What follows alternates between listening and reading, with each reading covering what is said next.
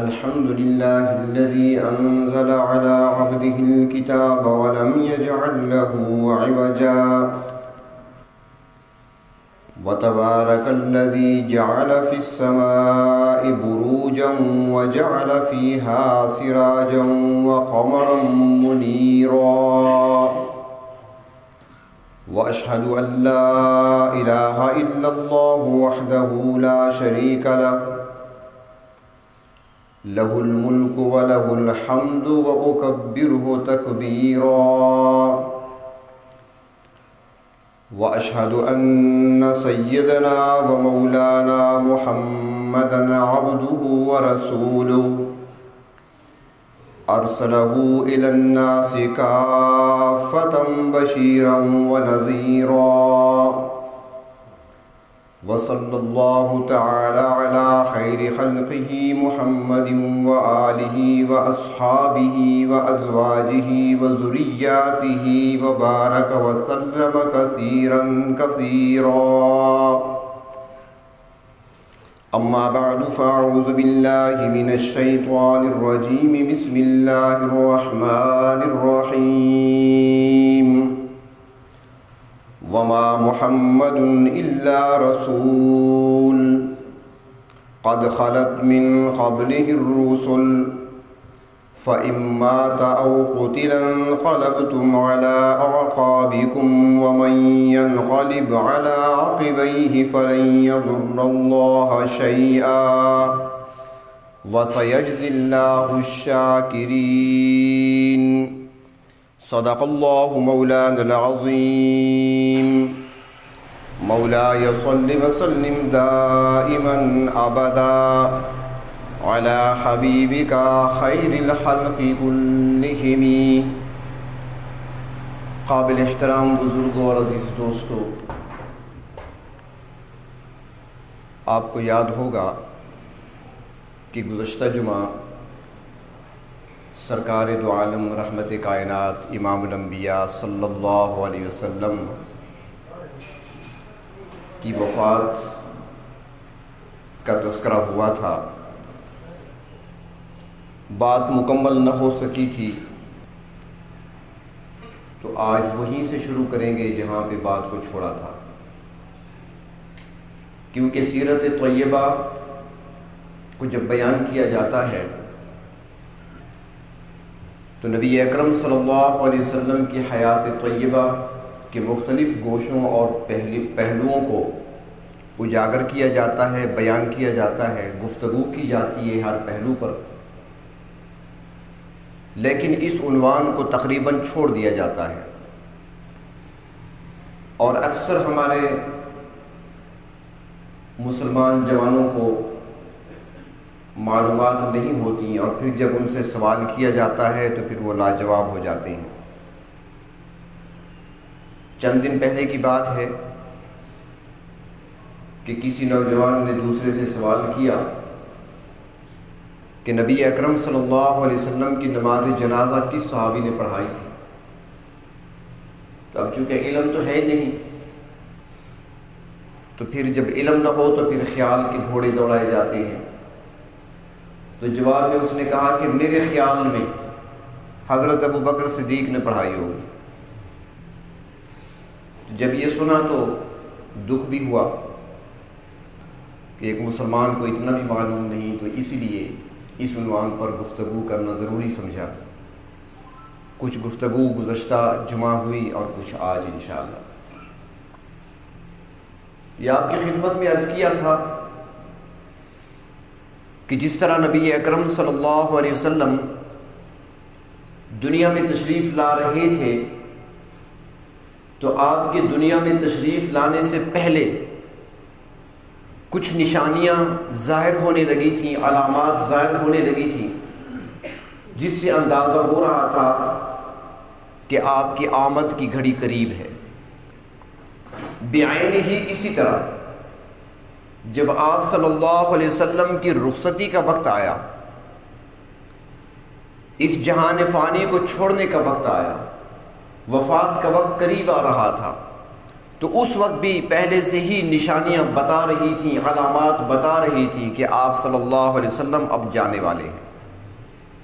اس سلسلے میں کچھ عرض کیا تھا، قرآن پاک کی آخری آیت کا نزول اور حج کے موقع پر آپ کے ارشادات، اور پھر جب حج سے واپسی ہوئی تو سفر کے مہینے میں 10 سال ہجرت کے مکمل ہو چکے تھے، 11 سال شروع ہو چکا تھا، تو سفر کے مہینے میں آپ صلی اللہ علیہ وسلم میدان احد میں تشریف لے گئے اور شہدائے احد سے الوداعی ملاقات فرمائی، ان کو خطاب بھی کیا، وہاں پر دعا بھی فرمائی، اور پھر وہاں سے واپس آ کر آپ صلی اللہ علیہ وسلم نے سفر کے آخری دنوں میں بقیع قبرستان میں آپ تشریف لے گئے، اور وہاں پر آپ نے بقیع والوں سے خطاب بھی فرمایا اور کافی لمبی اور کافی دیر تک آپ دعا بھی کرتے رہے۔ صحابہ کرام کہتے ہیں کہ یہ آپ کا گفتگو کرنا قبرستان میں اور خطاب کرنا ایسا تھا جیسے کہ رخصت ہونے والا پیچھے رہ جانے والوں سے خطاب کیا کرتا ہے۔ اور جب آپ قبرستان سے واپس گھر تشریف لائے تو آپ صلی اللہ علیہ وسلم کے سر مبارک میں درد ہو رہا تھا، اور یہی بیماری کا آغاز تھا، یہی بیماری کی شروعات تھی، سر درد سے ہی بیماری اور تکلیف شروع ہوئی، اور پھر مرض بڑھتا رہا، بخار چڑھا اور بخار میں شدت آئی، بخار اتنا کہ کوئی آپ کے جسم مبارک پر ہاتھ نہیں لگا سکتا تھا، ساتھ بیٹھنے والا بھی تپش محسوس کرتا تھا۔ جب آپ صلی اللہ علیہ وسلم سے پوچھا گیا تو آپ نے فرمایا کہ ہاں، جتنا تم 2 جوانوں کو بخار ہوتا ہے ان 2 کے برابر مجھ اکیلے کو بخار ہوتا ہے، ڈبل بخار ہوتا ہے۔ تو انہی تکلیف کے ایام میں آپ صلی اللہ علیہ وسلم نے ازواج مطہرات کو جمع فرمایا۔ جب آپ حضرت میمونہ کے گھر میں تھے تو آپ نے وہاں پر پوچھا، تکلیف چونکہ بڑھ رہی تھی تو آپ نے پوچھا کہ عائشہ کے ہاں میں نے کب جانا ہے، ان کے گھر میری باری کب ہے؟ تو ازواج مطہرات سمجھ گئیں کہ آپ بیماری کے دن حضرت عائشہ صدیقہ کے ہاں گزارنا چاہتے ہیں، ان کے گھر میں گزارنا چاہتے ہیں۔ تو چنانچہ ازواج مطہرات نے مشورہ کرنے کے بعد آپ کی خدمت میں عرض کیا کہ حضور، ہم نے آپس میں مشورہ کر لیا ہے، ہم ساری آپ کی ازواج آپ کو اجازت دیتی ہیں کہ آپ بیماری کے دن حضرت عائشہ صدیقہ رضی اللہ تعالی عنہا کے حجرہ میں گزار لیں۔ چنانچہ آپ صلی اللہ علیہ وسلم اس حجرہ میں تشریف لے آئے۔ بیماری میں کمی نہیں آئی بلکہ بڑھتی گئی، یہاں تک کہ آپ نماز کے لیے بھی تشریف نہیں لے جا سکتے تھے۔ چنانچہ حضرت ابوبکر صدیق رضی اللہ تعالیٰ عنہ کو حکم دیا گیا کہ نماز پڑھائیں، اور آپ صلی اللہ علیہ وسلم کی حیات طیبہ میں حضرت ابوبکر صدیق رضی اللہ تعالیٰ عنہ نے 17 نمازیں پڑھائیں۔ درمیان میں ایک دن آپ صلی اللہ علیہ وسلم تشریف لے گئے اور آپ نے ایک آخری خطبہ ارشاد فرمایا اور اپنے صحابہ کرام کو الوداعی سلام بھی کیا، اور سلام کر کے آپ واپس حجرہ مبارکہ میں تشریف لائے، جو گزشتہ جمعہ آپ کی خدمت میں عرض کیا تھا۔ چنانچہ جب آخری دن آیا، سوموار کا دن تھا، 12 ربیع الاول سوموار کا دن، وفات کی تاریخ میں کوئی اختلاف نہیں ہے، 12 ربیع الاول ہجرت کا 11واں سال ہے اور سوموار کا دن ہے۔ صبح آپ کی طبیعت بہتر اور اچھی تھی، حضرت ابوبکر صدیق رضی اللہ تعالیٰ عنہ عیادت کے لیے تشریف لائے اور آپ کی خدمت میں عرض کیا، حضور کئی دنوں سے اپنے گھر نہیں گیا، اگر اجازت ہو آج آپ کی طبیعت بہتر ہے تو میں ذرا گھر سے ہو آؤں۔ آپ نے فرمایا ٹھیک ہے چلے جاؤ۔ ان کا گھر اوالی میں تھا اس وقت۔ چنانچہ صدیق اکبر گھر تشریف لے گئے، صحابہ کرام نے بھی عیادت کی، معلومات کر لی، حضرت علی المرتضیٰ سے خیریت پوچھ لی، اس کے بعد سارے اپنے کاموں مشغول ہو گئے۔ چاشت کا وقت ہوا، اس کے بعد آپ صلی اللہ علیہ وسلم کی طبیعت ذرا زیادہ خراب ہوئی، تقریباً 10 بجے کے بعد کا ٹائم، آج کل گھڑیوں کے حساب سے دیکھا جائے، طبیعت زیادہ بگڑنے لگی۔ اس دوران آپ صلی اللہ علیہ وسلم نے مسواک بھی فرمایا، اور اس موقع پر جب تکلیف بڑھ رہی تھی تو آپ صلی اللہ علیہ وسلم یہ کلمات ادا فرما رہے تھے، لا الہ الا اللہ ان للموت سکرات، بار بار یہ کہتے تھے، اللہ کے سوا کوئی معبود نہیں، اور موت کی بڑی سختیاں ہیں. اتنا آسان نہیں ہے، موت سختیوں والی چیز ہے. بار بار فرماتے تھے لا الہ الا اللہ. اور اللہ تبارک و تعالیٰ بھی اپنے محبوب کی زبان مبارک سے یہ کلمہ کہلوا رہے تھے آخری وقت بھی کہ لوگوں دیکھ لو، میرے پیغمبر تشریف لائے، جب میں نے نبوت کا تاج پہنایا تو فاران کی چوٹیوں پر بھی یہی نعرہ لگایا تھا لا الہ الا اللہ. اور آج جب دنیا کو چھوڑنے والے ہیں تو تب بھی ان کی زبان مبارک پہ یہی کلمات ہیں لا الہ الا اللہ، اللہ کے سوا معبود کوئی نہیں ہے. اس موقع پر حضرت جبریل امین تشریف لاتے ہیں، اجازت لے کر آپ کی خدمت میں پہنچے، سلام کیا تو جبریل امین کہنے لگے یا رسول اللہ صلی اللہ علیہ وسلم آج میں اکیلا نہیں آیا. پہلے تو میں اکیلا آیا کرتا تھا، آج اکیلا نہیں آیا، آج میرے دوست اسرائیل بھی میرے ساتھ ہیں. وہ دروازے پہ کھڑے ہیں، اجازت ہوگی تو اندر آ سکتے ہیں، بغیر اجازت اندر نہیں آ سکتے. اللہ کے محبوب صلی اللہ علیہ وسلم پوچھتے ہیں جبریل بتاؤ نا آگے حکم کیا ہے. حضرت جبریل امین عرض کرتے ہیں اللہ کے محبوب آپ کو اختیار دیا جاتا ہے، اگر آپ چاہیں تو آپ کی عمر اور آپ کی زندگی کو بڑھایا جا سکتا ہے. آپ جب تک چاہیں زمین پر دھرتی پر رہ سکتے ہیں، اور اگر رب کے پاس جانا چاہیں تو بھی آپ کو اختیار ہے. اللہ کے محبوب صلی اللہ علیہ وسلم فرماتے ہیں جبریل یہ بتاؤ کہ میری رب کی رضا کیا ہے، میرا رب کیا چاہتا ہے. میری چاہت کو چھوڑو، میرے اختیار کو چھوڑو، اللہ تبارک و تعالیٰ کی چاہت کیا ہے اس وقت. جبریل امین جواب میں عرض کرتے ہیں اللہ کے محبوب پروردگار عالم تو آپ کی ملاقات کے بڑے مشتاق ہیں، بڑا اشتیاق ہے پایا جاتا وہاں پر رب کے ہاں کہ کب میرا محبوب میرے پاس آئے گا.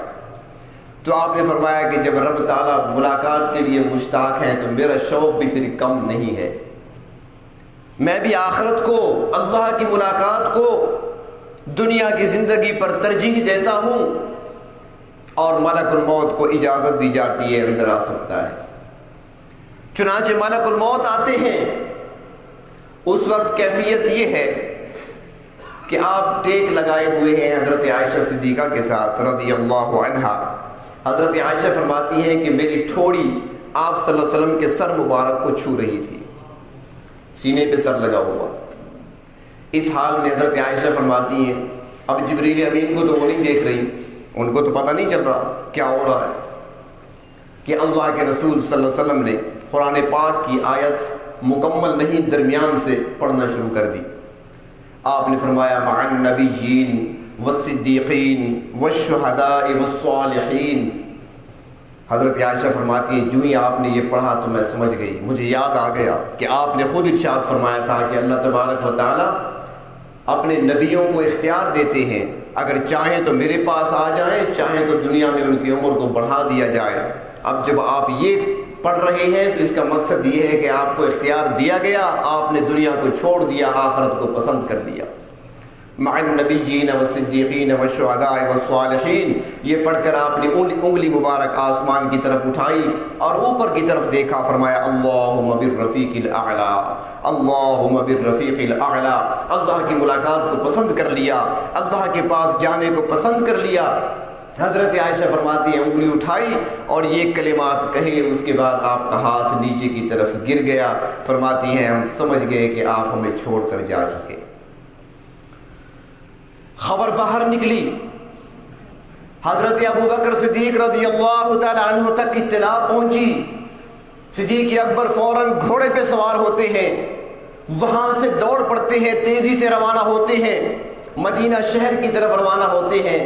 روایات میں آتا ہے کہ سارے راستے میں صدیق اکبر گھوڑے کو بھی دوڑا رہے ہیں اور اسی رفتار سے ان کی آنکھوں سے آنسو بھی بہہ رہے ہیں. ہچکیاں بند گئیں، سیدھا پہنچے مسجد کے دروازے پر، گھوڑے کو روکا. اللہ کے محبوب صلی اللہ علیہ وسلم کے گھر حضرت عائشہ کے حجرے میں تشریف لے گئے، آواز دی، ازواج مطہرات نے پردہ کر لیا. صدیق اکبر تشریف لے گئے. جب اندر گئے کپڑا ڈالا ہوا تھا اللہ کے محبوب صلی اللہ علیہ وسلم کے چہرے انور پر. صدیق اکبر نے جاتے ہی کپڑا ہٹایا. جب کپڑا ہٹایا تو اللہ کے محبوب کے اوپر گر پڑے, صدمے کی وجہ سے گر پڑے آپ پر, اور اس کے بعد کہہ اٹھے طبتا حیا و میتا.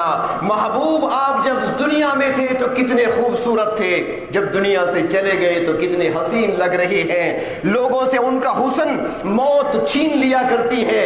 آپ وہ ہستی ہیں کہ موت بھی آپ کے حسن پر داغ نہیں لگا سکی. آپ جتنے پہلے حسین تھے آپ بھی اس سے بڑھ کر حسین ہیں. اس کے بعد اللہ کے محبوب صلی اللہ علیہ وسلم کی پیشانی پر بوسہ دیتے ہیں. بوسہ دینے کے بعد باہر تشریف لاتے ہیں. جب باہر نکلے تو منظر کچھ اور ہے. حضرت عثمان بیٹھے ہیں, زبان بند ہو چکی ہے.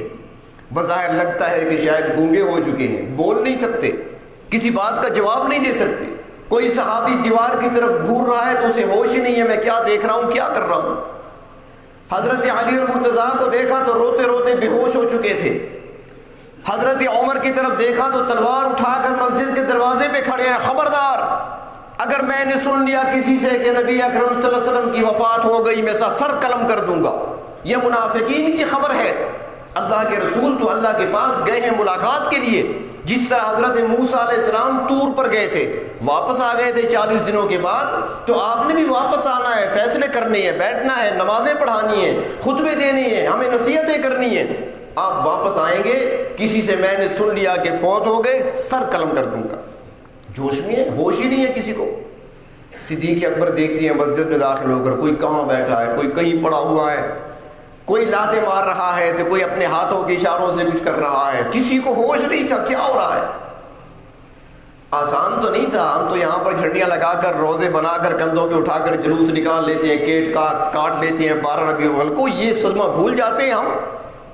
حضرت انس فرماتے ہیں کہ جس دن آپ مدینے میں تشریف لائے تھے 11-10 سال پہلے ہجرت کر کے آئے تھے, فرمایا مدینہ روشن ہو گیا تھا, ہر طرف روشنی نظر آتی تھی. جس دن آپ کی وفات ہوئی ہر چیز ہمیں تاریک نظر آتی تھی, ہر طرف اندھیرا نظر آتا تھا. صدیق اکبر نے یہ کیفیت دیکھی, حضرت عمر کو ہاتھ سے پکڑا, لے آئے, منبر کے سامنے بٹھایا, خاموش رہو. سارے صحابہ کو جمع کیا, قریب آ جاؤ. کوئی قریب آیا, کوئی وہیں پہ بیٹھا ہے, دیکھ رہا ہے کہ ہو کیا رہا ہے, لیکن سب متوجہ تھے ابو بکر کی طرف کہ دیکھتے ہیں کہ یار غار پیغمبر کیا کہتے ہیں. ایک سوال یہاں پر کوئی آپ سے کر سکتا ہے, اس کا جواب سن لیں اور دل کی تختیوں پہ لکھ لیں. فتنوں کا دور ہے, جوانوں کو بہت جلد ایسے نقطوں سے گمراہ کیا جاتا ہے. ایک سوال آپ سے کوئی کر سکتا ہے کہ صدیق اکبر اگر سچے عاشق رسول تھے اور اتنی محبت رکھنے والے تھے تو سارے محبت کرنے والے تو بے ہوش نظر آتے ہیں, سارے تو پڑے ہوئے ہیں, کسی کو کسی کی ہوش نہیں ہے. عمر کو دیکھ لیں, علی المرتضیٰ کو دیکھ لیں, عثمان کو دیکھ لیں, طلحہ زبیر کو دیکھ لیں, سعد بن عبادہ کو دیکھ لیں, سارے پریشان ہیں. تو صدیق اکبر نے حوصلہ کہاں سے لیا؟ کیا خلافت کے جوش میں ایسا کیا؟ ایک سوال پیدا ہو سکتا ہے, اس کا جواب سن لیں. اللہ کے نبی نے فرمایا تھا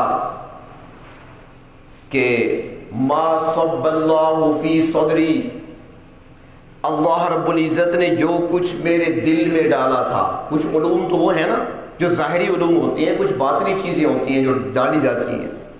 فرمایا ما صب اللہ فی صدری, جو اللہ نے میرے دل کے اندر جو علوم ڈالے تھے, الا وقد صببتہ فی صدر ابی بکر, میں وہ اندر والی ساری چیز ابو بکر کے دل میں ڈال چکا ہوں.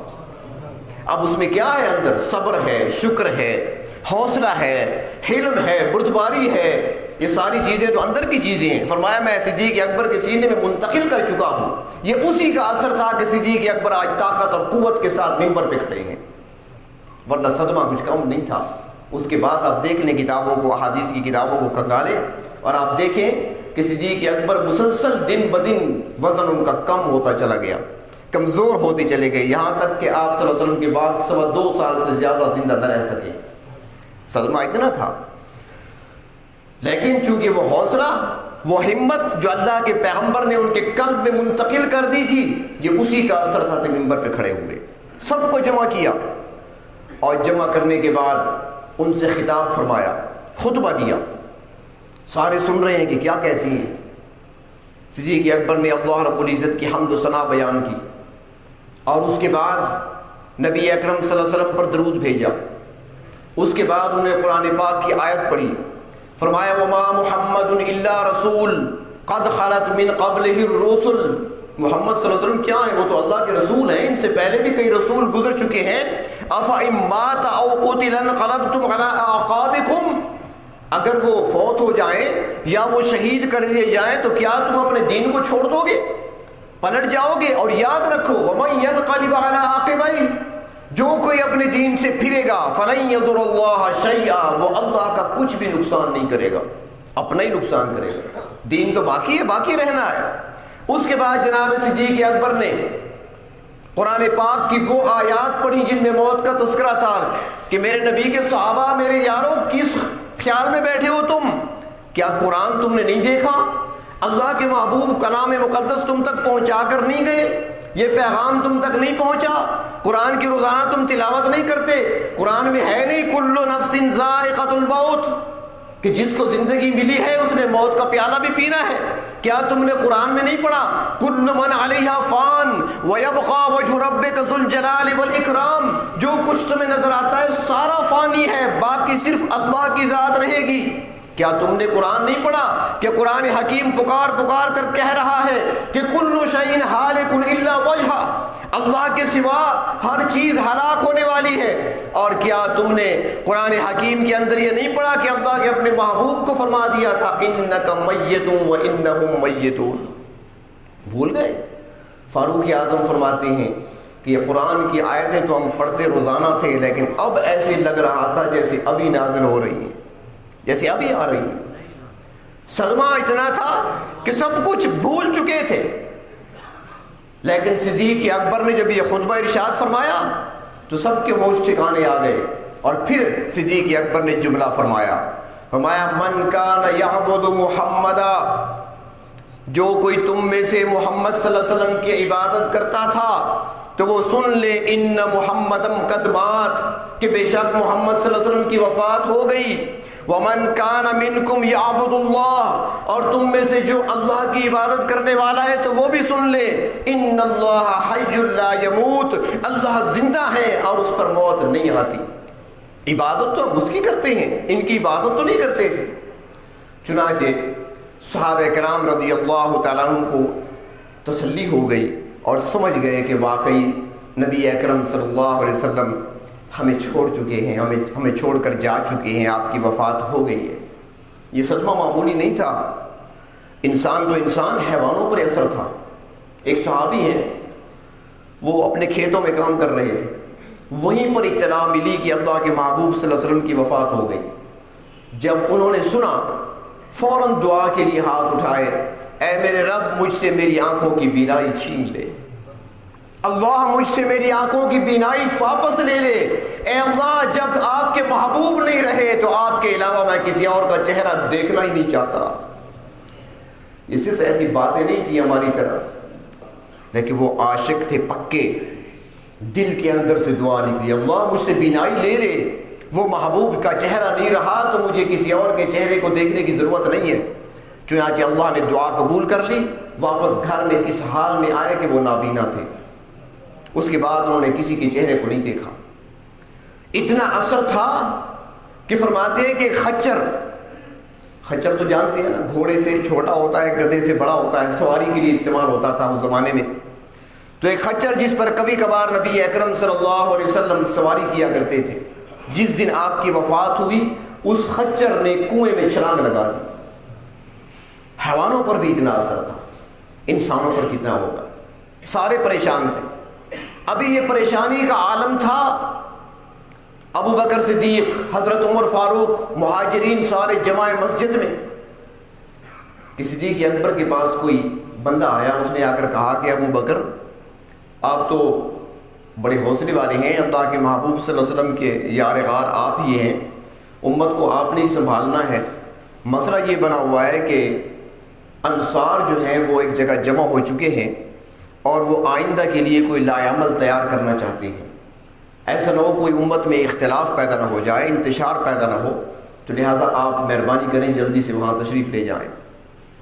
صدیق اکبر نے پوچھا بھائی کہاں پہ جمع ہے؟ انہوں نے کہا ثقیفہ بنی سعدہ میں۔ یہ ایک ان کی جگہ تھی انصار کی، بیٹھنے کی، مشاورت کی، مجلس کی، میٹنگ ہال سمجھ لیں، باغ تھا وہاں پر، کھلی جگہ تھی۔ ہمارے دیہاتوں میں جس طرح چوک ہوتی ہے بیٹھنے کے لیے سرداروں کی، تو ایسی کھلی حویلی تھی، اب بھی ہے وہاں پر۔ جو عمرے پر حج پر جانے والے حضرات ہیں وہاں دیکھ سکتے ہیں مسجد نبوی کے جو باہر کے گیٹ لگے ہوئے ہیں، دروازے، تو گیٹ نمبر 9 سے نکلیں تو بالکل سامنے ہی ہے، تھوڑا سا آگے جائیں گے تو آپ کو وہاں پر اب بھی درخت وغیرہ نظر آئیں گے، وہاں پر پودے درخت لگے ہوئے ہیں، اندر چمن لگا ہوا ہے۔ اب وہاں پر دفتر بنا ہوا ہے سرکاری، اوپر بورڈ لگا ہوا ہے ثقیفہ بنی سعدہ کا۔ تو ثقیفہ بنی سعدہ میں انصار جمع ہے۔ اللہ کے محبوب صلی اللہ علیہ وسلم حضرت فاروق اعظم کو اٹھاتے ہیں، عمر اٹھو میرے ساتھ چلو، روانہ ہو گئے۔ وہاں پہنچے، دیکھا انصار بیٹھے ہیں، درمیان میں ان کے بڑے سردار حضرت سعد بن عبادہ رضی اللہ تعالیٰ عنہ، مشہور صحابی ہیں، فتح مکہ کے موقع پر جھنڈا ان کے ہاتھ میں تھا، سعد بن عبادہ، تو وہ بیٹھے ہوئے ہیں درمیان میں، سردار تھے، خزرج قبیلے کے سردار تھے، اور سارے انصار کو ان پر اعتماد تھا۔ صدیق اکبر نے جا کر پوچھا بھئی آپ کیا کر رہے ہیں یہاں پر؟ انہوں نے کہا جی بات یہ ہے کہ نبی اکرم صلی اللہ علیہ وسلم نے ایک اسلامی ریاست کی بنیاد رکھی ہے، آج ہمیں صدمہ بہت ہے، ہم سے بات تو کچھ سوچ نہیں سکتے، دماغ ہمارے کام نہیں کر رہے، لیکن ایک بات ہم نے سوچی ہے، اور وہ یہ ہے کہ اس وقت عالم کفر کی نظریں ہم پہ لگی ہوئی ہیں، خصوصاً مرکز پر، مدینے پر۔ روم ہمیں کن نظروں سے دیکھ رہا ہے آپ بھی جانتے ہیں، فارس ہمیں کن نظروں سے دیکھ رہا ہے، بڑی طاقتیں ہیں دنیا کی وہ آپ کو پتہ ہے۔ یہود کو ہم نے یہاں سے نکالا تھا، وہ کتنی دشمنی دل میں لیے ہوئے ہیں وہ بھی آپ جانتے ہیں۔ نصارا ہمارے کتنے مخالف ہیں، مشرکین کو ہم نے کس طرح مار پلائی، کیسے بھگایا، جو باہر کے مشرکین ہیں وہ ہمارے دشمن ہیں، کسی وقت بھی کچھ ہو سکتا ہے۔ تو اس وقت ضرورت ہے کہ سب سے پہلے اس نظام کو قائم رکھنے کے لیے ایک مضبوط حکومت چاہیے، اور ایک امیر چاہیے، ایک بادشاہ چاہیے، حکمران چاہیے جو اسلامی ریاست کو اپنے کنٹرول میں، قابو میں رکھ سکے، تاکہ کوئی میلی نظر ہماری طرف اٹھا نہ سکے۔ اور یہ وقت کی ضرورت بھی ہوتی ہے، آپ نے بھی دیکھا ہوگا آج کل بھی ایسے ہوتا ہے، کوئی اگر کسی ملک کا حکمران اگر فوت ہو جائے تو اس کی موت کو چھپایا جاتا ہے، عوام تک نہیں پہنچنے دیا جاتا جب تک کہ دوسرے کو منتخب نہیں کر لیا جاتا، کیونکہ دشمن کو موقع ملتا ہے، ملک کا حکمران نہیں ہے تو وہ حملہ کر سکتے ہیں۔ اور دوسرا انصار نے کہا بات یہ ہے کہ آپ سارے مہاجر ہیں، آپ تو باہر سے آئے ہیں، نبی اکرم صلی اللہ علیہ وسلم خود بھی مہاجر تھے، آپ بھی مہاجر ہیں، تو ہم مدینے کے اصل باشندے ہیں، تو چونکہ یہ ہمارا حق بنتا ہے، ہمارا کام ہے، تو ہم اس لیے بیٹھ کے مشورہ کر لیں۔ اور ان کی رائے یہ تھی انصار کی کہ سعد بن عبادہ کو اپنا حکمران بنا لیں، ان کو بادشاہ بنا لیں۔ صدیق اکبر رضی اللہ تعالیٰ عنہ وہیں پر انہیں فرماتے ہیں سارے انصار بیٹھی ہیں، مہاجر ایک حضرت عمر ہیں ساتھ، باقی سارے انصار ہیں۔ اب صحابہ کا مقام دیکھو، ان کے اندر اطاعت کتنی ہے۔ صدیق اکبر نے فرمایا کہ بات تو تمہاری ٹھیک ہے، تم اصل باشندے ہو، مدینہ تمہارا ہے، شہر تمہارا ہے، یہاں کے رہنے والے تم ہو، ہم مہاجر ہیں، اور یہ حکمران کا چناؤ انتخاب یہ بھی بہت ضروری ہے، لیکن کیا تم نے اللہ کے محبوب صلی اللہ علیہ وسلم کا یہ فرمان نہیں سنا کہ آپ نے ارشاد فرمایا تھا کہ تمہارے خلیفے قریش میں سے ہونے چاہیے، اور تم قریشی تو نہیں ہو، قریشی تو ہم مہاجر ہیں۔ جب یہ حدیث سنائی تو سب کے سر جھک گئے، سعد بن عبادہ نے بھی سر جھکا دیا اور کہنے لگے کہ ہمیں یاد آ گیا، آپ نے یاد دلا دیا، واقعی اللہ کے نبی نے فرمایا تھا کہ قریش میں سے ہوں گے حکمران تمہارے، تو قریش تو آپ ہیں، اور پھر آپ میں سے کون ذمہ داری قبول کرے گا؟ حضرت عمر کھڑے تھے تو حضرت ابوبکر صدیق کہنے لگے کہ میں نام پیش کرتا ہوں، اگر تم تائید کرو تو۔ انہوں نے کہا جی بتائیں۔ انہوں نے کہا یہ میرے ساتھ عمر کھڑا ہے، یہ وہ جوان ہے جس کو اللہ کے رسول نے اللہ سے مانگا تھا، باقی سارے مرید بن کر آئے ہیں، یہ مراد بن کر آیا تھا، یہ وہ ہے جو زمین پر بولتا ہے تو رب تعالیٰ قرآن کی آیت بنا کر نازل فرما دیتے ہیں، لہذا میری رائے یہ ہے کہ اس کے ہاتھ پہ بیعت کرتے ہیں۔ سب نے کہا ٹھیک ہے۔ حضرت عمر نے کہا نہیں، ایک منٹ ٹھہرو ذرا۔ صدیق اکبر سے کہنے لگے ابو بکر میرے ایک سوال کا جواب دے دو۔ میرے ایک سوال کا جواب دے دو، اس کے بعد جو مرضی ہے کرنا۔ فرمایا پوچھو۔ اس نے کہا یہ بتاؤ کہ قرآن پاک میں ثانی اثنین کس کو کہا گیا؟ ثانی اثنین اذ ہما فی الغار، دو میں سے دوسرا نبی کے ساتھ، دو میں سے دوسرا نبی کے ساتھ، دوسرے تو آپ ہیں، میں تو نہیں تھا۔ جس کو ثانی اثنین قرآن کہتا ہے، آج نبی کے بعد مصلی پر بھی وہی آیا ہے تو خلافت کی تخت پر بھی وہی آ سکتا ہے۔ جب یہ سنا تو سب کھڑے ہوئے، اور سب سے پہلے صدیق اکبر پر بیعت کرنے والے حضرت عمر کے بعد انصار مدینہ ہیں۔ اس کے بعد آپ واپس مسجد میں تشریف لائے، شام کا وقت ہو گیا تھا، سوموار کا دن، شام کا وقت، مدینے تشریف لائے، مسجد تشریف لائے تو وہاں پر مہاجرین نے بھی بیعت کر لی۔ اب مشورہ ہوا کہ یہ کام تو ہو گیا، اب کیا کرنا ہے، قبر کہاں تیار کرنی ہے؟ کوئی کہنے لگا کہ اللہ کے محبوب صلی اللہ علیہ وسلم کی قبر مبارک شام میں یعنی فلسطین میں بیت المقدس میں بننی چاہیے، وہاں بہت سارے انبیاء ہیں تو ان کے ساتھ قبر وہاں پہ بنے۔ کسی نے کہا نہیں، آپ کا اصل وطن مکہ ہے اور آپ کو مکہ سے بڑی محبت تھی، لہذا مکہ کے قبرستان میں آپ کو لے جاتے ہیں وہاں پر۔ کسی نے کہا کہ بقیع قبرستان میں دفن کرتے ہیں، کسی نے کہا کہ احد کے میدان میں آپ کے چچا حضرت حمزہ بھی ہیں، وہاں پر دفن کرتے ہیں۔ ابھی یہ باتیں ہو رہی تھی کہ صدیق اکبر آ گئے، کیا ہو رہا ہے جی؟ سوچ رہے ہیں کہ قبر کہاں بنے۔ فرمایا تم نے حدیث نہیں سنی؟ اللہ کے محبوب نے فرمایا تھا کہ جس جگہ پر نبی کی قبر بنانا مقصود ہوتا ہے، رب تعالیٰ اپنے نبی کی روح مبارک کو وہیں پر قبض کیا کرتے ہیں۔ تو جہاں پر آپ نے وفات پائی ہے اسی بستر چارپائی کو ہٹاؤ اور نیچے کھدائی کرو، وہی قبر بنے گی۔ سب سمجھ گئے؟ چنانچہ اس کے بعد چارپائی کو ہٹایا گیا، وہیں پر قبر کھدائی کا کام شروع ہونے لگا۔ لیکن قبر کی کھدائی کیسے ہو؟ قبر کون سی بنائی جائے؟ بغلی قبر بنائی جائے یا لحد والی بنائی جائے؟ پھر اختلاف پیدا ہوا، کون سی قبر بنائیں؟ شق کر کے بنائیں قبر یا لحد والی بنائیں؟ مشورہ ہوا، صدیق اکبر نے فرمایا ایسے کرو کہ قبر بنائے گا کون؟ انہوں نے کہا جی ایک ابو طلحہ ہے جو لحد اچھی بنا لیتے ہیں، انصاری ہیں، اور دوسرے مہاجر ہیں ابو عبیدہ، وہ بغلی قبر اچھی بنا لیتے ہیں۔ اب ان دو میں سے کس کو بلائیں؟ فرمایا کہ دونوں کو بلاؤ، دونوں کو بلاؤ، پیغام دونوں کے پاس پہنچا دو، جو دو میں سے پہلے آئے گا یوں سمجھیں کہ وہ اللہ کی طرف سے ہے۔ چنانچہ دونوں کے پاس بیک وقت پیغام بھیجا گیا، ابو طلحہ پہلے پہنچ گئے تو لہٰذا لحد تیار کرنے کا حکم دیا اس کو۔ قبر کی تیاری ہو رہی تھی، اب فیصلہ ہوا کہ بھئی غسل دیا جائے۔ غسل کے لیے کون؟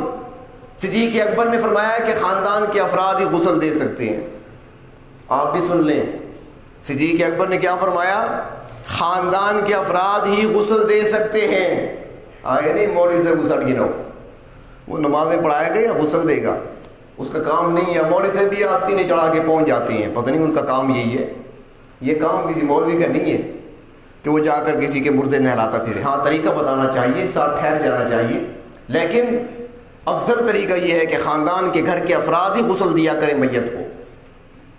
چنانچہ اس وقت فیصلہ ہوا خاندان کے افراد میں سے کون ہو، تو ایک حضرت علی رضی اللہ تعالیٰ عنہ، دوسرے آپ صلی اللہ علیہ وسلم کے چچا حضرت عباس، اور ان کے دو بیٹے، ایک فضل اور دوسرے قسم، یہ دو بیٹے اور دو غلام، ایک کا نام شقران تھا اور ایک کا نام اسامہ بن زید بن ثابت، یہ دو غلام بھی ساتھ تھے۔ یہ غسل دینے کے لیے مقرر ہوئے۔ بعد میں انصار میں سے کچھ لوگ آئے، انہوں نے کہا ہمیں تو شامل نہیں کیا، تو ایک انصاری کو بھی بلا لیا کہ تم بھی آ جاؤ، پانی بھر بھر کر لے آؤ۔ چنانچہ حضرت علی المرتضیٰ غسل دینے والے، حضرت عباس ان کے ساتھ معاون، حضرت فضل اور قسم یہ سائڈ اور طرف بدلنے والے، اور غلام جو تھے وہ پانی بھر کر اوپر ڈالنے والے۔ چنانچہ آپ صلی اللہ علیہ وسلم کو جب غسل دینے کا وقت آیا، افراد کا انتخاب ہو گیا، اب یہ اندر پہنچے، غسل دینا ہے۔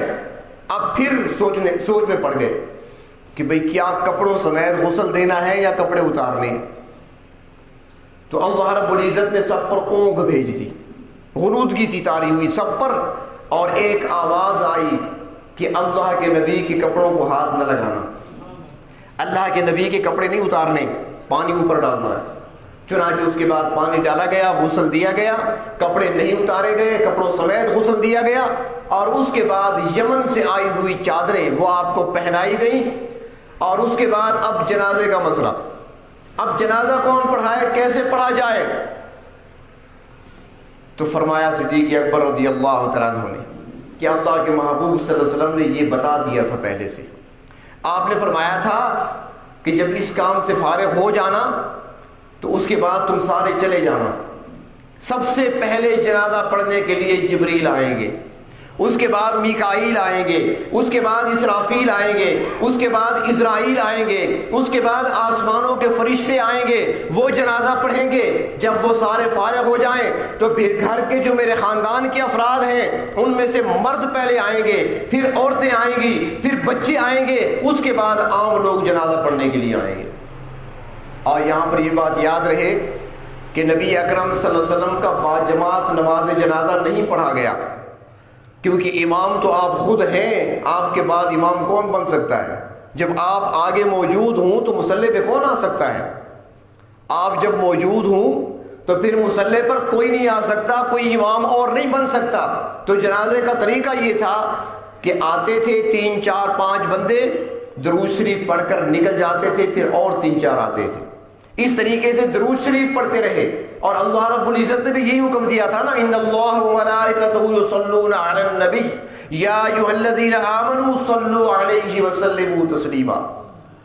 درود شریف پڑھتے رہے، تقریباً 30,000 صحابہ کرام درود شریف پڑھنے کے لیے آئے، 30,000 افراد نے درود پڑھا۔ اس طریقے سے جنازہ پڑھا۔ سوموار کے دن کے 10-11 بجے کے قریب وفات ہوئی ہے، منگل کا دن بھی گزرا، بدھ کا دن بھی گزرا، لوگ درود پڑھتے رہے۔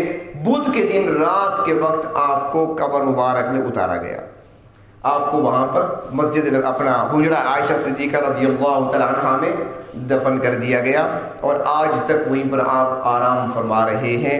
حاضرین وہاں پر حاضری دیتے ہیں، عاشقین وہاں پر حاضری دیتے ہیں، سلام پڑھنے کے لیے وہاں پہ پہنچتے ہیں۔ اللہ کے محبوب صلی اللہ علیہ وسلم آنے والوں کے سلاموں کا جواب دیتے ہیں۔ ان کو ایک حیات حاصل ہے، ان کو ایک زندگی حاصل ہے، اور وہ ایسی زندگی ہے کہ کوئی اگر عقل سے سوچنا چاہے تو یہ عقل میں آنے والی بات نہیں ہے، عقل میں آنے والی بات نہیں ہے۔ وہاں پر ایک مرتبہ حج کے موقع پر مسجد نبوی میں اردو میں بیان ہو رہا تھا، تو کسی نے ایک چٹ لکھا، میں ساتھ ہی گزر رہا تھا، بیٹھا ہوا نہیں تھا مجلس میں، جب اس نے چٹ پڑھا تو میرے قدم رک گئے، میں نے کہا سنو یہ کیا کہتا ہے۔ تو وہاں پر چونکہ وہ حنبلی فقہ سے تعلق ہے ان کا، تو وہ بیان جو کر رہا تھا اس کو چٹ ملا تو اس نے پڑھا، اس میں لکھا ہوا تھا، اس نے پڑھا جو کہ مجھ سے سوال کیا گیا ہے کہ حدیث شریف میں آتا ہے نبی اکرم صلی اللہ علیہ وسلم فرماتے ہیں کہ جو میری قبر پہ آ کر مجھ پر سلام پڑھتا ہے میں اس کا جواب دیتا ہوں۔ تو وہاں پر تو یہ لکھا ہوا ہے، جبکہ کچھ لوگ کہتے ہیں کہ آپ صلی اللہ علیہ وسلم سلام نہیں سنتے، تو آپ کا کیا خیال ہے؟ تو اس نے وہ چیٹ پڑھا تو میں بھی رک گیا۔ اس نے جواب دیا، اس نے کہا بات یہ ہے کہ آپ نے خود لکھا ہے کہ حدیث میں آیا ہے۔ اس نے کہا حدیث میں آیا ہے، میرے نبی نے فرمایا تھا مسجد میں داخل ہونا چاہو تو پہلے دایاں پاؤں رکھو، یہ تم نے مان لیا۔ میرے نبی نے فرمایا تھا مسجد سے نکلنے لگو بایاں قدم پہلے باہر رکھو، یہ تم نے مان لیا۔ میرے نبی نے فرمایا تھا جب تم لباس پہنو تو دائیں طرف سے شروع کرو، یہ تم نے مان لیا۔ میرے نبی نے فرمایا تھا کہ کھانا دائیں ہاتھ سے کھاؤ، تم نے مان لیا۔ میرے نبی نے فرمایا پانی 3 سانس میں پیو، تم نے مان لیا۔ میرے نبی نے فرمایا میں سلام سنتا ہوں، تم کیوں نہیں مانتے؟ اب وہ کس طرح سنتے ہیں وہ ہم نہیں جانتے، وہ کس طریقے سے، وہ طریقے ہم نہیں جانتے، وہ معلوم نہیں، لیکن جو آپ نے فرمایا ہے اسی پر ایمان ہے۔ آپ نے فرمایا میں سنتا ہوں، ہم جا کر سلام پڑھتے ہیں، اور جب پڑھتے ہیں تو یقیناً آپ نے خود فرمایا تو آپ سنتے ہیں۔ آپ نے یہ بھی فرمایا تھا عیسیٰ علیہ السلام آئیں گے، جب وہ یہاں پہ پہنچیں گے تو آ کر مجھے سلام کریں گے، میں اس کے سلام کا جواب دوں گا۔ صدیوں بعد کی بات بھی بتا دی کہ صحابہ کے دور کی بات نہیں ہے، بلکہ صدیوں بعد عیسیٰ علیہ السلام جب بھی آئیں گے وہ میری قبر پہ آئیں گے، آ کر سلام کریں گے، میں ان کے سلام کا جواب دوں گا۔ بہر طور یہ عنوان تو نہیں ہے، اب پھر انشاءاللہ زندگی رہی تو کبھی، لیکن جو بات تھی وہ یہاں پر میں نے مکمل کر دی۔ گزشتہ جمعہ جو عنوان شروع کیا تھا، کیونکہ سیرت کا یہ پہلو اکثر رہ جاتا ہے، خطبات سے اکثر اس پہلو کو اجاگر نہیں کیا جاتا اور اس پر بات نہیں کی جاتی۔